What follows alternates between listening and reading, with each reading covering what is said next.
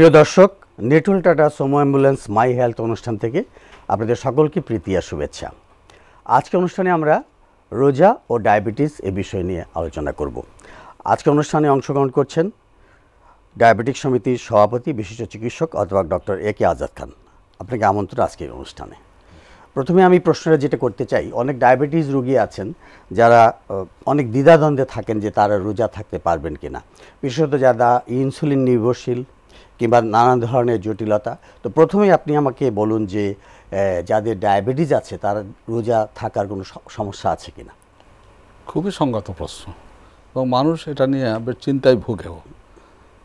প্রথম কথা হলো, ডায়াবেটিস নিয়ে বা যে কোনো অসুখ নিয়ে রোজা থাকার ব্যাপারে এটা বুঝতে হবে, যদি রোজা রাখলে স্বাস্থ্যের ক্ষতি হয়ে যায় তাহলে আল্লাহ তার বিধান করেছে যে তার জন্য রোজা রাখা উচিত নয়।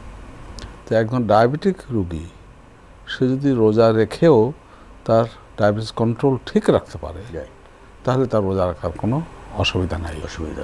আর একথা খুব জোর দিয়ে বলতে চাই যে ডায়াবেটিস থাকা অবস্থায় এবং রোজারত অবস্থায় একজন লোক রক্ত পরীক্ষা করতে পারে, প্রয়োজনে ইনসুলিনও নিতে পারে, তাদের রোজার কোনো পরিবর্তন হবে না। তাহলে এখন আমি সরাসরি আপনার প্রশ্নের উত্তরে আসি। একজন ডায়াবেটিক রোগী তার কন্ট্রোল ঠিক থাকে এবং কন্ট্রোলটা জানে, এই কন্ট্রোলটা ঠিক থাকে মানে কি? আপনি এই কন্ট্রোল বলতে কি বোঝাচ্ছেন? সেটা তার যে রক্তের যে শর্করার পরিমাণটা ঠিক আছে, আচ্ছা, তাহলে পরে তার রোজা রাখার বিশেষ কোনো অসুবিধা নাই। এখানে আরেকটি কথা আমি জোর দিয়ে বলতে চাই, রোজা একজন ভালো মুসলমানের জন্য ডায়াবেটিস কন্ট্রোলের একটা অপূর্ব সুযোগ সৃষ্টি করে দেয়। কারণ সে যেহেতু রোজা রাখবে সেদিন আগের থেকেই তার প্রিপারেশনটা নিয়ে ডায়াবেটিসকে পুরোপুরি কন্ট্রোলে নিয়ে আসা উচিত এবং এটা একটা মোক্ষম সুযোগ। এখন দেখুন, ডায়াবেটিস তো প্রধানত দুই রকম, যে ইনসুলিন নির্ভরশীল, যেটা ডায়াবেটিক রোগীর সংখ্যা খুবই কম, শতকরা 5%-ও কম। আর হলো টাইপ 2 ডায়াবেটিস, যারা ইনসুলিন নির্ভরশীল নয়, যদিও তাদের কারো ইনসুলিন লাগতে পারে। তাহলে তাদের জন্য যারা যদি আনকমপ্লিকেটেড টাইপ 2 ডায়াবেটিস হয়, তাহলে তারা যদি আগের থেকে কন্ট্রোল করে থাকে, কন্ট্রোলটা জেনে নেয়, তার রোজা রাখার কোনো অসুবিধা হওয়ার কথা না। আজাদ খান, আমরা একটা টেলিফোন আসে, আমরা প্রশ্নটি নিয়ে আবার আপনার সাথে আবার আলোচনায় আসছি। প্রিয় দর্শক, কে বলছেন? জি বলেন। হ্যালো জি বলেন। জি, আসসালামু আলাইকুম। ওয়ালাইকুম সালাম। জি, আমি কিশোরগঞ্জ থেকে সুমন বলছিলাম আর কি। জি বলেন আপনার প্রশ্নটা। আমি ডায়াবেটিসে আক্রান্ত আর কি। সেখান থেকে আমি রমজানে আমি কিভাবে তা থেকে আমি একটু ভালো থাকতে পারবো আর কি, তেমনি কোনো চিকিৎসা? আচ্ছা, আপনি কি ইনসুলিন নিচ্ছেন নাকি ইনসুলিন ছাড়া? জি জি জি। ইনসুলিন নিচ্ছেন? জি জি নিচ্ছেন। আচ্ছা আচ্ছা। প্রফেসর আজাদ খান, উনি জানতে চাচ্ছেন যে উনি রোজা থেকে কিভাবে সুস্থ থাকতে পারবেন ডায়াবেটিস নিয়ে। ওই যেটা বললাম যে উনি যদি ডায়াবেটিস ঠিক কন্ট্রোল করেন এবং কন্ট্রোল করতে জানেন, তাহলে রোজা থাকার তো বিশেষ অসুবিধা হওয়ার কথা নয়। এখানে এই কথাটা বলা দরকার যে যদি একটা লোকের ডায়াবেটিস নিয়ে অনেক কমপ্লিকেশনস হয়ে যায়। কমপ্লিকেশন বলতে আপনি কি বোঝাচ্ছেন? মানে যে কিডনি রোগ, হৃদরোগ, হ্যাঁ, জটিলতা যাদের আছে হয়ে যায়, যেমন ধরুন কিডনি ফেলিওর হয়ে গেছে, রাইট, আপনার হার্টের অসুখ হয়ে গেছে, তো তাদের পক্ষে হয়তো অনেক সময় রোজা রাখা সম্ভব হবে না, বা রোজা রাখলে কারণ তাদের ওষুধ খেতে হবে বারবার। আমি তো শুরুতেই বলেছি রোজা রেখে কোনো ওষুধ খাওয়া যাবে না, যদি ইনসুলিন ইনজেকশন নেওয়া যাবে, যদি প্রয়োজন। ওষুধ খাওয়া যাবে না, কিন্তু ইনসুলিন দরকার হলে নিতে পারবে, নেওয়া যাবে। এই প্রসঙ্গে আমি এটাও বলছি, রোজা রেখে ইনসুলিন নেওয়া যায় এবং ইনহেলও করা যায়, যেমন ধর অ্যাজমা থাকলে ইনহেল করা যায়, এবং আপনি বলছেন রক্ত পরীক্ষা করা যায়। আর একটা ফোন আছে, আমরা ফোনটা নিয়ে আবার আলোচনায় আসি। প্রিয় দর্শক, কে বলছেন? হ্যালো জি, ওয়ালাইকুম আসসালাম, বলেন। জি, আমি চলতি বছর জানুয়ারিতে আমি ডায়াবেটিসে টেস্ট করেছি, আমি ডায়াবেটিস আক্রান্ত। যে আমার পনেরো হচ্ছে 13। আপনি কোত্থেকে বলছেন? আমি টঙ্গী থেকে বলছি। সৌদি আরব। আচ্ছা, বলেন আপনার নামটা প্লিজ। টঙ্গী থেকে বলছি স্যার। আচ্ছা, আপনার নামটা? আমার নাম শাহ আলম। আচ্ছা, বলেন আপনার কি প্রশ্নটা কি? আমার প্রশ্ন হচ্ছে যে আমি চলতি বছর আমি জি হ্যালো জি জি। যে আমি প্রশ্ন করছি যে আমার ডায়াবেটিস যখন ধরা পড়ছে তখন ছিল 13। আচ্ছা এখন আমি ধরা পড়ে ডাক্তার আমাকে ওষুধ দিয়েছিল এই যে কমেট 1000 পাওয়ারের, এটা খাওয়ার জন্য। তো 1 মাস খাওয়ার পরে ডায়াবেটিস অনেক। আচ্ছা, লাইনটা কেটে গেছে, আপনি আবার চেষ্টা করুন, হয়তোবা লাইনটা আসলে আপনার সঙ্গে আবার কথা বলতে পারবো। এবার সৌদি আরবে কথা বলছেন উনি যখন ধরা পড়লো তখন অনেক বেশি ছিল, 13। এখন কমেট খাচ্ছেন। তো এখানে এই প্রসঙ্গে বলে রাখি যে কমেট মানে মেটফরমিন।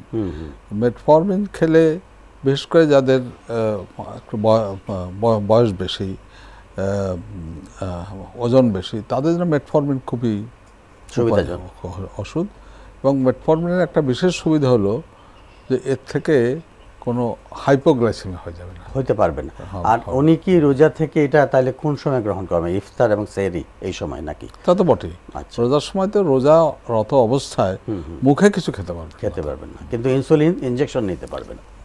নিতে আরেকটা প্রসঙ্গ আপনি বলছিলেন যে যাদের নানা ধরনের জটিলতা আছে, যে এই ব্যাপারে আপনার গর্ভবতী মহিলাদের ব্যাপারে আপনি কি বলবেন, তারা কি রোজা থাকতে পারবেন? গর্ভবতী মহিলারা শুরুর দিকে, যদি আমি তো বলছি গর্ভবতী মহিলা যদি প্রেগন্যান্ট হয়, তাহলে তার ডায়াবেটিস যদি কন্ট্রোল থাকে, শুরুর দিকে রোজা হয়তো রাখতেও পারবেন। কিন্তু তাহলেও আমি মনে করি তার ডাক্তারের উপদেশ নিয়ে নেওয়া উচিত, বিশেষজ্ঞ চিকিৎসকের পরামর্শ নিয়ে আগের থেকে। আরেকটা ফোন আছে, আমরা ফোনটা নিয়ে আসি। প্রিয় দর্শক, কে বলছেন, কোথা থেকে বলছেন? হ্যালো। আমি আসসালামু আলাইকুম। ওয়ালাইকুম আসসালাম। হ্যালো, আমি শ্রীমঙ্গল থেকে বলছিলাম। শ্রীনগর। আপনার নামটা? শ্রীমঙ্গল। আমার নাম মনসুর হাসান। মনসুর হাসান, বলেন ভাই আপনার প্রশ্নটা। প্রশ্ন, আমি ওষুধ খাচ্ছি, আমার ডায়াবেটিস ধরা পড়তে হচ্ছে 4 দিন ধরে, বুঝছেন? হ্যালো জি বলেন।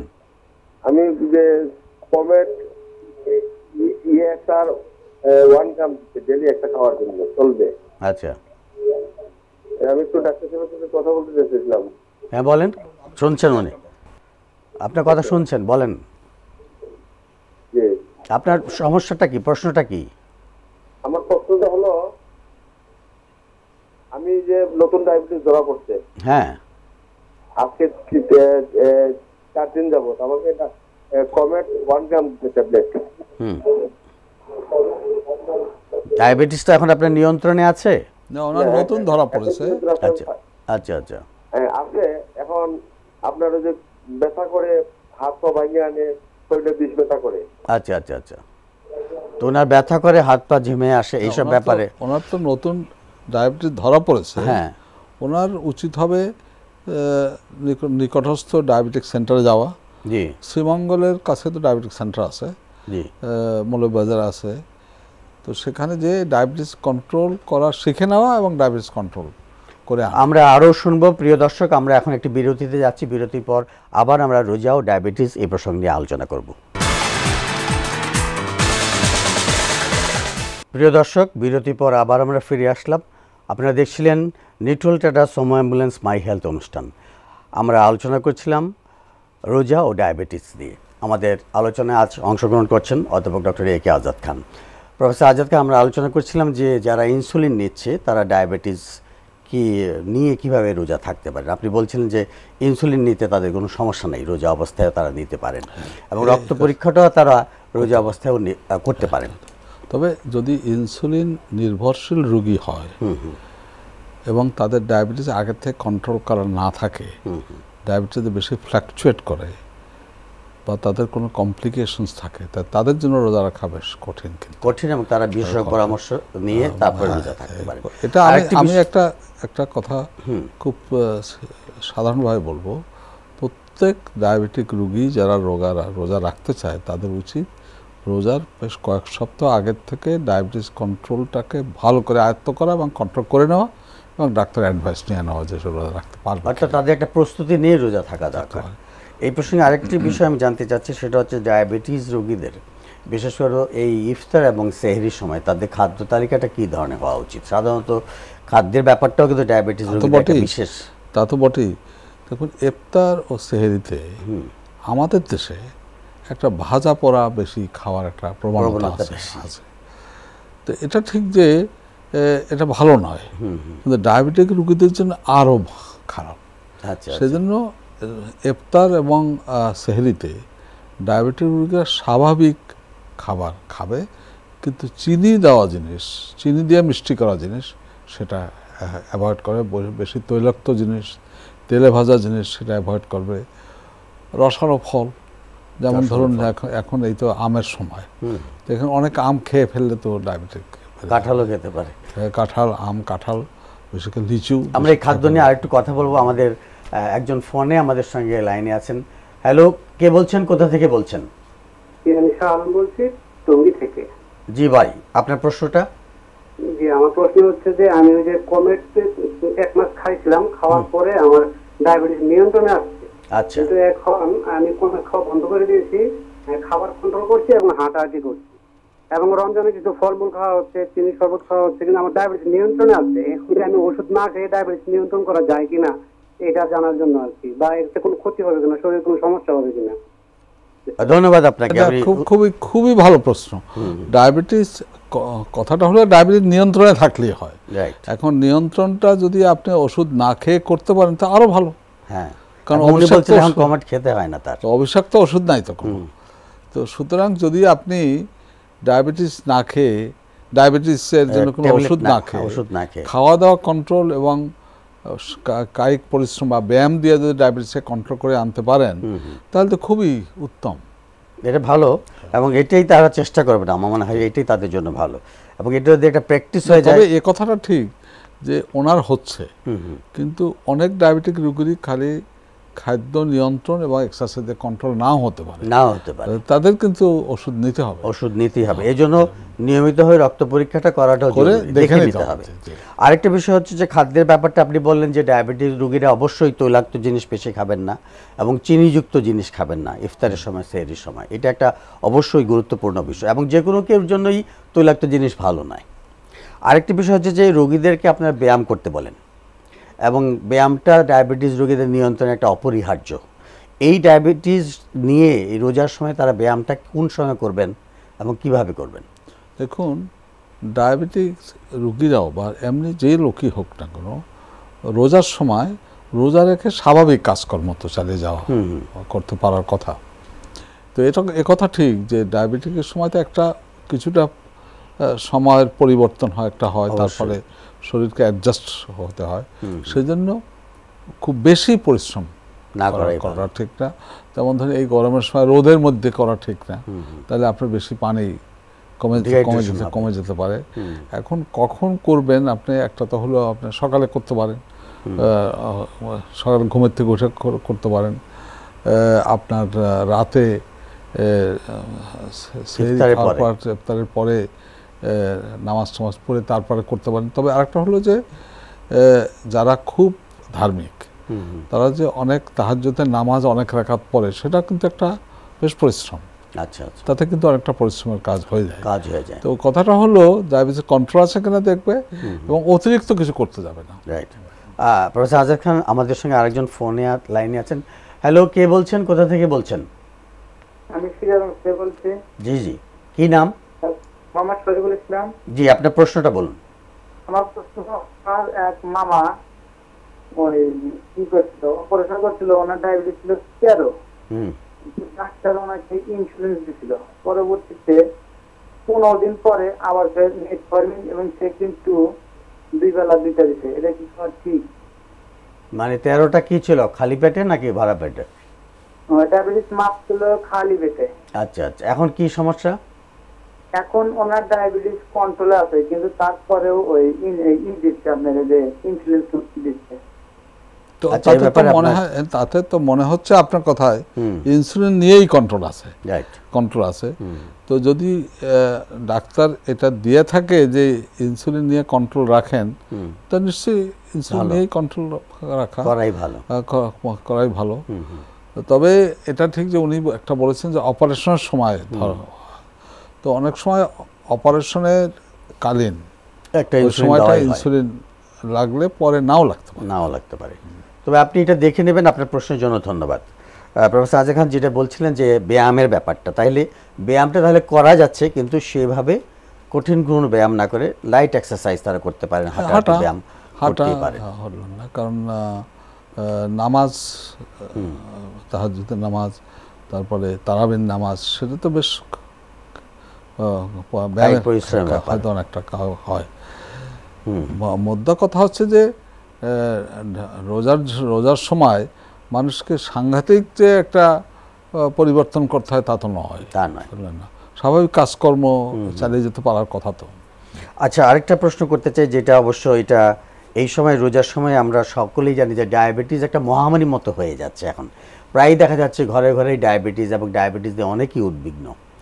এটা কি প্রতিরোধ সম্ভব কিনা? খুবই প্রিভেনশনটা কি? খুবই গুরুত্বপূর্ণ প্রশ্ন বলবো। পৃথিবী ডায়াবেটিসের মহামারীতে ভুগতেছে, এবং এই মহামারীটাকে যে জাতিসংঘে দ্বারা এটা চিহ্নিত করা, তার জন্য বাংলাদেশ ডায়াবেটিক সমিতি এবং বাংলাদেশ সরকার গুরুত্বপূর্ণ ভূমিকা রেখেছে। অবশ্যই যে 2006 সাল থেকে 14 নভেম্বর বিশ্ব ডায়াবেটিস দিবস পালিত হচ্ছে। তার মানে ডায়াবেটিস একটা এপিডেমিক, এটাকে জাতিসংঘ, সারা বিশ্ব এটাকে এই জাতিসংঘ রিকগনাইজ করেছে। তো আনন্দের কথা এটা যে ডায়াবেটিস যেটা বেশি, শতকরা 95%-এরও বেশি আমাদের দেশে, পৃথিবীর সর্বত্রই বেশি হলো টাইপ 2 ডায়াবেটিস। এটা শতকরা 65 থেকে 70% সম্পূর্ণ প্রতিরোধযোগ্য। হ্যাঁ, এবং প্রতিরোধ করতে আমাদের যেটা প্রয়োজন সেটা মানুষজনকে সচেতন করা। কি বিষয়? যে এই যে যাতে ওজন না বেড়ে যায়, কায়িক পরিশ্রম ভুলে না যায় মানুষ। কারণ দেখুন, এই বর্তমান যুগে অপরিকল্পিত নগরায়নের ফলে এবং ফাস্ট ফুড কালচারটা বেড়ে যাওয়ার ফলে মানুষ মুটিয়ে যাচ্ছে, ফাস্ট ফুডের দিকে যাচ্ছে, হাঁটাহাঁটিও বন্ধ হয়ে যাচ্ছে। এমনকি গ্রামে তো আমরা যখন ছোট ছিলাম, গ্রামে তো আর একটা বাড়ির থেকে রিক্সায় স্কুলে যেতাম না। এখন গ্রামেও তো রাস্তাঘাট ভালো হয়ে গেছে, রিক্সায়। আরেকটা প্রশ্ন হচ্ছে যে তামাক ধূমপানের সাথেও ডায়াবেটিস একটা সম্পর্ক পাওয়া যাচ্ছে। যারা তামাক গ্রহণ করেন, ধূমপান করেন, তাদেরও ডায়াবেটিস হতে পারে, এবং তাদের ডায়াবেটিকরা ধূমপান করলে তাদেরও ডায়াবেটিস নিয়ন্ত্রণে থাকে না। আমি তো বলতে চাচ্ছি, আপনি তো ধূমপানের বিরুদ্ধে সংগ্রাম করেই যাচ্ছেন। এটা খুবই গুরুত্বপূর্ণ সংগ্রাম, কারণ ধূমপানের কোনো উপকারিতা নেই, এক নম্বর। দ্বিতীয় নম্বর, ধূমপানের প্রধান কথাটা হলো ডায়াবেটিকের যে কমপ্লিকেশনসগুলো আছে, ধূমপায়ীদের সেই কমপ্লিকেশনগুলো বহুগুণে বেড়ে যায়। ধরেন, একজন ডায়াবেটিস থাকলে তার তার হার্ট অ্যাটাকের সম্ভাবনা 4 গুণ বেড়ে গেল, ঝুঁকির মাত্রা। কিন্তু ধূমপায়ীদের 4 গুণ বেড়ে যায়। তা ধূমপান এবং ডায়াবেটিস একত্র হলে 8 হবে না, কিন্তু 16 হয়ে যাবে, 16 গুণ বেড়ে যায়। সুতরাং যারা আজকে অনুষ্ঠান দেখছেন তারা অবশ্যই ধূমপান ছাড়বেন। এছাড়াও ডায়াবেটিস হওয়ারও কিছুটা কারণ হতে পারে, এবং ডায়াবেটিস হওয়ারও কারণ হতে পারে তামাক এবং ধূমপান। অনেক ধন্যবাদ অধ্যাপক ডক্টর এ কে আজাদ খান আজকে অনুষ্ঠানে অংশগ্রহণ করার জন্য। প্রিয় দর্শক, নিউট্রাল টাটা সময় অ্যাম্বুলেন্স মাই হেলথ অনুষ্ঠান আজ এখানেই শেষ। আমরা আজকে শুনলাম যে ডায়াবেটিস যাদের আছে তারা রোজা কিভাবে রাখতে পারেন, এবং তারা অবশ্যই রাখতে পারেন, তবে ডায়াবেটিস নিয়ন্ত্রণ রেখে বিশেষজ্ঞ চিকিৎসার পরামর্শ নিয়ে তবেই তারা রোজা রাখতে পারেন। আপনারা সবাই ভালো থাকুন, সুস্থ থাকুন, ডায়াবেটিস নিয়ন্ত্রণে রাখুন এবং ডায়াবেটিস প্রতিরোধ করুন।